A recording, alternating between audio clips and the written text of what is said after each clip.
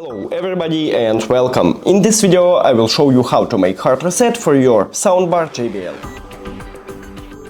You have to start by press volume down button, volume up and source button at the same time until you can see on the display that it showed to us reset. So let's make it. Now we have reset here. Click the settings icon or information icon if you have iOS. Forget device. Now click pair new device and right here we should change source to BT, what means Bluetooth. And we have BT, so it should enter to pairing mode and we should see it at the list.